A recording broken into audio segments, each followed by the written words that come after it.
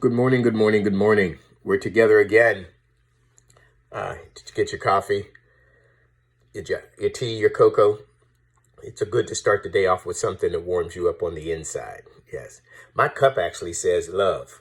It always protects. It always trusts. It always hopes. It always perseveres. Love never fails. That's taken from Corinthians chapter number 13. That's the chapter that we call the love chapter. If you remember, Tina Turner wrote a song and she said, "What's love got to do with it? What is love but a secondhand emotion? What's love got to do with it? Who needs love when your heart can be broken?" Sometimes we shy away from love. I understand this. We use the word love so loosely that we really sometimes lose the meaning of the word. We say we love our cars, we love our houses, we love our clothes, we love our jewelry, we love this thing, that thing, we love food, we love nature, we love this, that, and the other, and we throw the love term around so much that sometimes I think we can lose that focus on what Jesus really meant when he talked about loving. The Bible teaches us that love is the most important thing. Love is the main thing. And we got to keep the main thing the main thing. I know in my life, for a while, I walked around and I was preaching and ministering to people and traveling and doing a lot of things, but I wasn't fulfilled. I wasn't happy. I didn't seem to have a grasp on feeling joyful. And I remember praying one time and asking God, like, what is the problem? Why am I not happy? I got things, I have cars, I have other things, but why am I not happy? And God really helped me to understand and see that my priorities were out of line. I was worried more about how people were treating me than how I was treating people.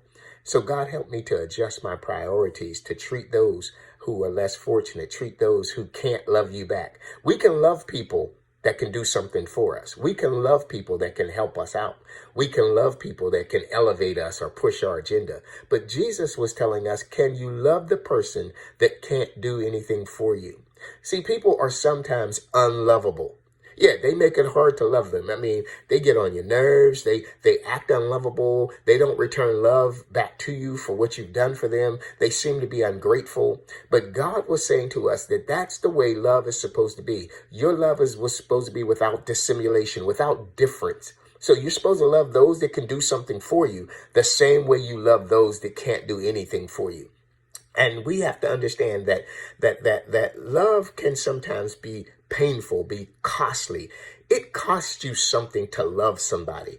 It costs you to show love, to go out of your way to show love, especially to those who are not showing love back to you, who cannot do anything for you, who are not going to be able to push your agenda. But that is exactly what Jesus was talking about in Luke 22 and I think verse 39, when he said, you are supposed to love everybody. Love your neighbor like you do yourself. Love other people the way you love yourself.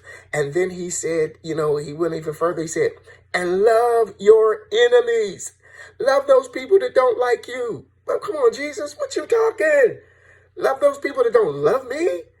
Love those people that don't help me, that don't like me, that are trying to do me wrong. Jesus said, yep. Love those people that are trying to do you wrong. You do to them what you would have them to do to you. You love them the way you would have them love you. I'm like, come on, Jesus, you tripping, man. You tripping. I ain't ready. But he goes on and he says, matter of fact, he says, you ain't ready. This is how he blows your mind. In John 15 and 12, he comes back to the same disciples and he tells them, matter of fact, he says, I command you to love people the way I love you. What you talking about, Willis? Love people the way God loves us? For God so loved the world that he gave his only begotten son. So if God was willing to give that which was priceless, that which was meaningful, how much more should we give? So now, are you ready to practice love? Because love has a price attached to it. Real love without pain or personal cost is not love. So now, when that needful person comes across your path, when that less fortunate person comes across your path, when that person who can't do anything for you comes across your path, Can you love them? Yes, you can. Now go, take on the day, knowing you've been empowered to love everybody. I'll talk to you tomorrow.